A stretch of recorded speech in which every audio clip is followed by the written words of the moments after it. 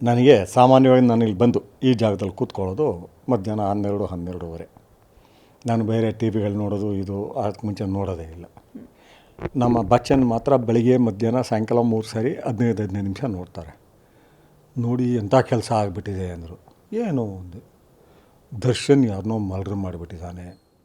ನಾನು ಬಚ್ಚನ್ ಹೇಳ್ತಾ ಇರುವಾಗ ನನಗೆ ಹೇಳ್ತಾ ಇರುವಾಗ ಮರ್ಡರ್ ಅಂದಾಗ ಅಂದ್ಕೊಳ್ಳೋದೇನು, ಯಾರು ಈ ದರ್ಶನ್ ಅನ್ನೋ ಹುಡುಗ. ಆಮೇಲೆ ನಾನಂತೂ ಇವತ್ತು ಅಂಡರ್ವರ್ಲ್ಡ್ನಲ್ಲಿ ಹೆಸರುಗಳು ಕೂಡ ಗೊತ್ತಿಲ್ಲ. ಯಾರು ದರ್ಶನ್ ಅಂದೆ. ಆ್ಯಕ್ಟರ್. ಮುಂದೆ 5-6 ನಿಮಿಷ ಭಾಳ ಶಾಕ್ ಆಗಿಬಿಡ್ತು. ಏನು ಬಚ್ಚನ್, ಯಾಕೆಂದರೆ ಹೆಚ್ಚು ಕಮ್ಮಿ 1 ವರ್ಷದ ಹಿಂದೆ ಬಂದು ಹೋಗಿರೋ ಹುಡುಗ, ನಾವೆಲ್ಲ ಇಷ್ಟಪಡೋ ಹುಡುಗ. ನನಗೆಲ್ಲ ಆ್ಯಕ್ಟ್ರ್ಗಳ ಬಗ್ಗೆನೂ ಇಷ್ಟ.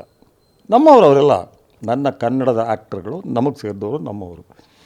ಏನಕ್ಕೆ ಹಿಂಗಾಯಿತು ಅಂದೆ. ಆಮೇಲೆ ಟಿ ವಿ ಹಾಕಿದೆ, ಎಲ್ಲ ಟಿ ವಿಗಳಲ್ಲೂ ಇದೇ ವಿಷಯ.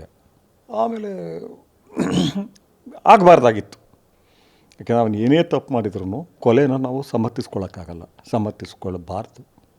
ಯಾಕೆ ಕೊಲೆಯನ್ನು ಸಮರ್ಥಿಸ್ಕೊಳ್ಬಾರ್ದು ಅಂದರೆ ಅವನು ಮಾಡಿದದ್ದು ಅಕ್ಷಮ್ಯ ಅಪರಾಧ.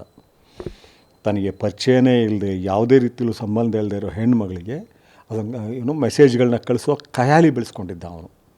ಆ ಖಯಾಲಿನಲ್ಲಿ ಆ ಹೆಣ್ಣುಮಗಳನ್ನು ಬ್ಲಾಕ್ ಮಾಡಿದ್ಮೇಲೆ ಆ ತಾಯಿ ತಂದೆ ನೋಡಿದಾಗ ಶರಣರ ಥರ ಕಾಣ್ತಾರೆ ಅವರು. ಎಷ್ಟು ಒಳ್ಳೆಯ ಜನಗಳು ಕಾಣ್ತಾರೆ. ಆ ಮಗ ಎಂಥ ಹ್ಯಾಬಿಟ್ಟು ಅವ್ರಿಗೆ ಗೊತ್ತಿರಲ್ಲ. ಅವ್ರಿಗೆ ಬೆಳೆಸ್ಕೊಂಡಿದ್ದ ಅಂದರೆ ಬ್ಲಾಕ್ ಮಾಡಿದ್ರೂ ಬಿಡೋದಿಲ್ಲ, ಬೇರೆ ರೀತಿ ಇದು ಮಾಡಿ ಮತ್ತೆ ಮಾಡ್ತಾನೆ.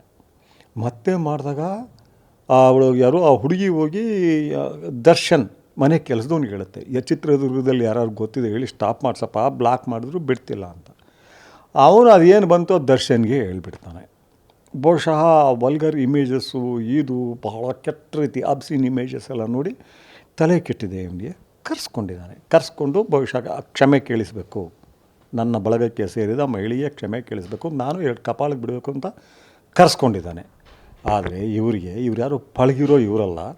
ಆ ಹಿಂಸೆ ಕೊಡಬೇಕಾದ್ರೆ ಮಿತಿ ಮೀರಿ ಕೊಟ್ಟಿದ್ದಾರೆ. ಆಯಕಟ್ಟಿನ ಜಾಗಕ್ಕೆ ಬಿದ್ದು ಹೋಗ್ಬಿಟ್ಟಿದ್ದಾನೆ. ಇದು ಇವನ ಬದುಕಿನಲ್ಲಿ ಆಗಬಾರ್ದಾಗಿತ್ತು.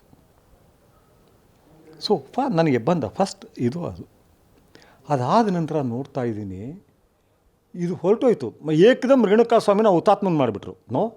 ಅವನು ಹುತಾತ್ಮ ಅಲ್ಲ, ಅವನ ಕಂತ್ರಿನೇ. ಅವನು ಕಜ್ಜಿ ನಾಯಿ ಅಂತ ಹೇಳ್ತೀವಲ್ಲ, ಕಜ್ಜಿ ನಾಯಿ. ತಾಯಿ ತಂದೆ ಮುಖ ನೋಡಬೇಕಾಗಿತ್ತು, ಅವನು ಗರ್ಭಿಣಿ ಪತ್ನಿ ಮುಖ ನೋಡಬೇಕಾಗಿತ್ತು.